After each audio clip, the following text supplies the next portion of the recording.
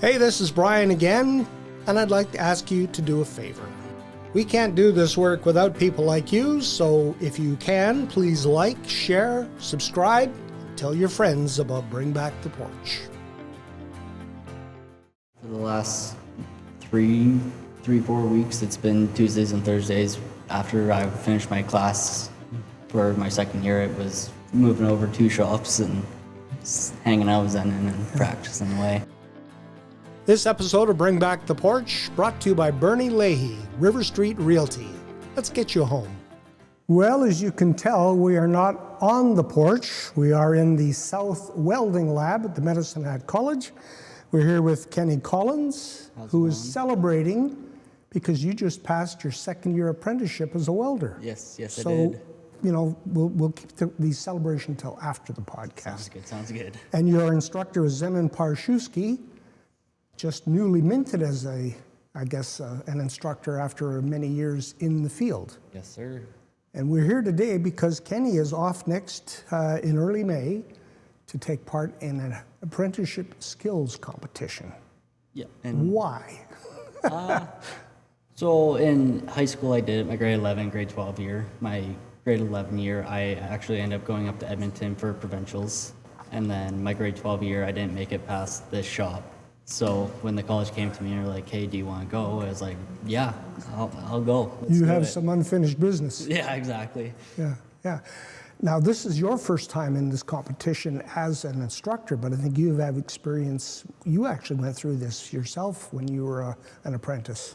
Yeah, when I came through the college, kind of similar to Kenny's, I did skills competitions through the high school as well, and then they offered me the spot to go out for the skills competition in the college, and it's going to be cool to go back as a coach instead of just being there as a spectator. So more nervous as a coach than you were as a competitor? No, especially after being there once and doing the welding, and Kenny's also been there. We know what it feels like, and just the pressure of people standing there watching you work all day long gets a little bit intensive. Yeah, fishbowl feeling. Yeah. Is it worse than doing this, where we have 3 cameras pointing at you and microphones in your face? No, skills is definitely a little bit more intimidating.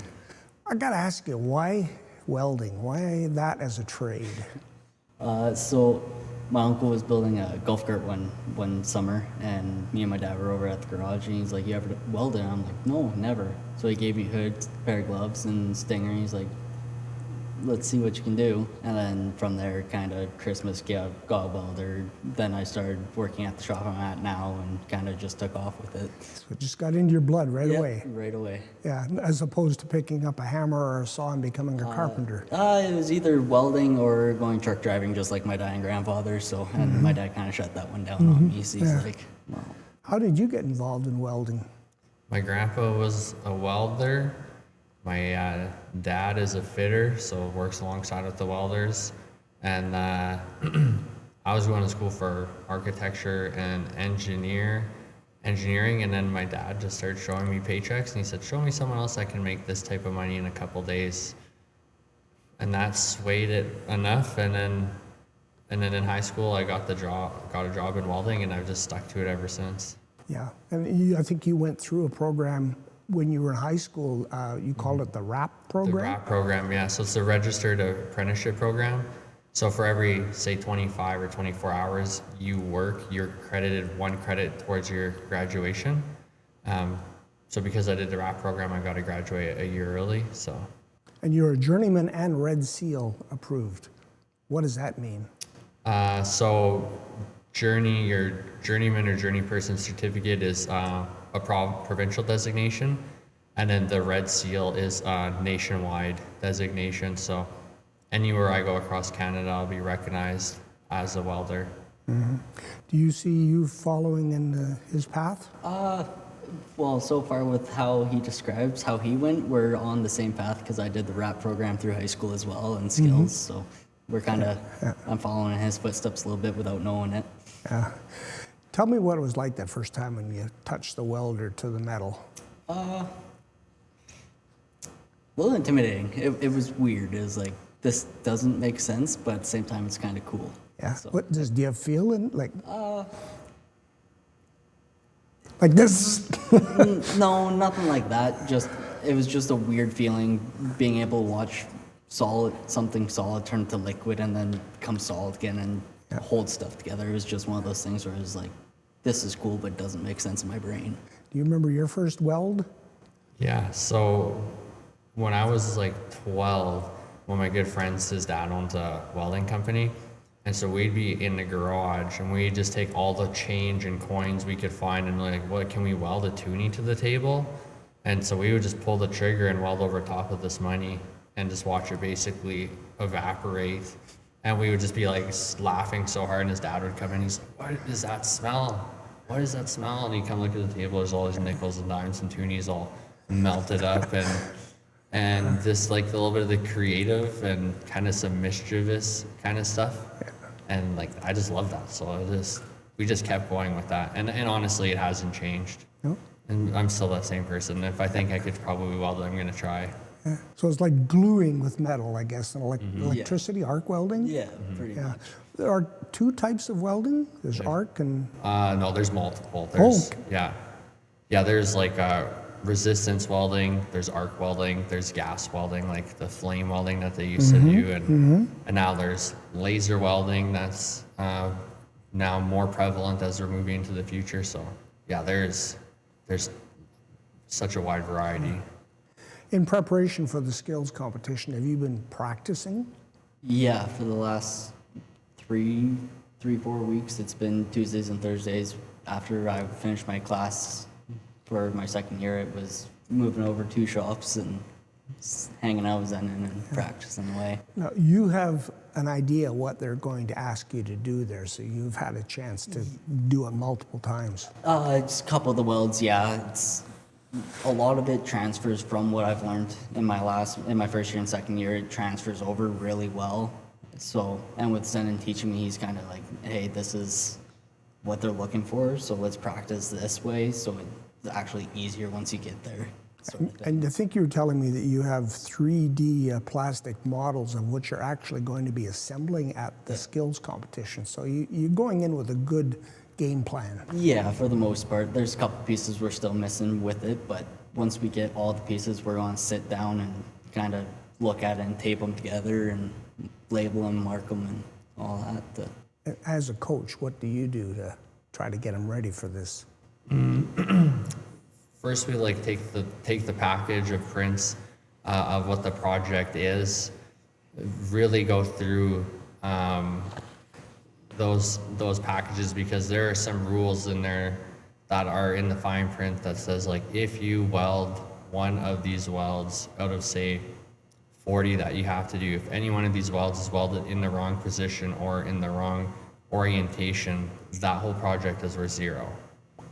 Right? So there's a lot of these little fine prints. So what me and Kenny have been doing is kind of looking at the design and the structure of how this is going to be assembled, and then trying to recreate those types of welds to meet the parameters that they're looking for, because the parameters that they have set for the test is very specific to this test. It wouldn't be something that some of these welds wouldn't be something you'd see too much outside of this kind of situation. So it's not real world application, I guess. This is technical stuff.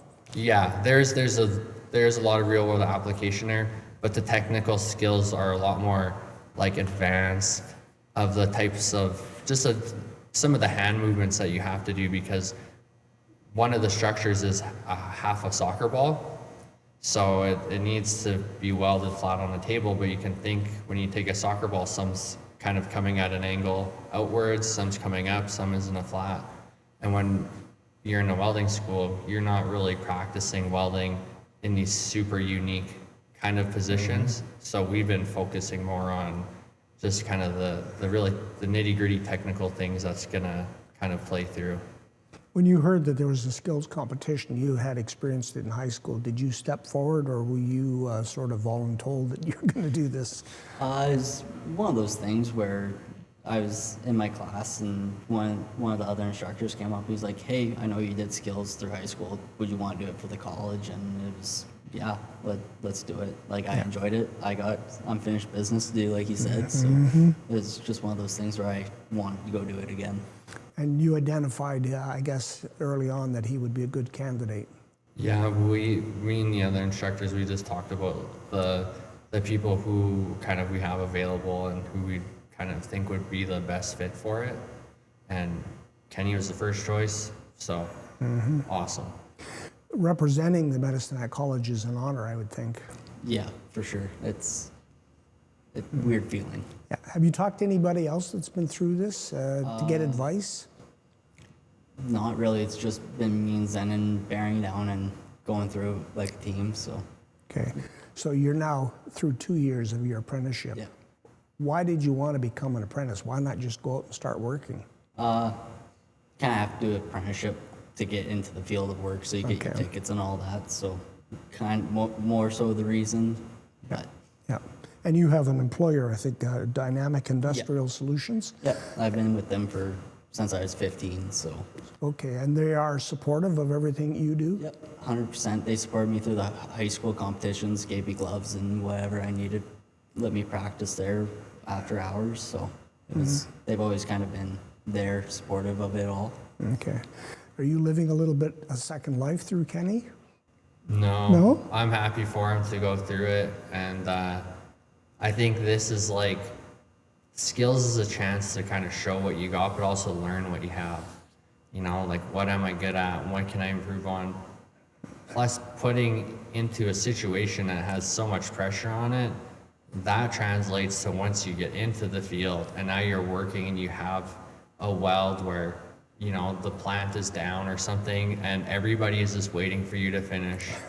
You know, there's $1 million a day that's sitting there on pause, and, you know, you have the engineers, the management, the superintendents, they're all just standing there.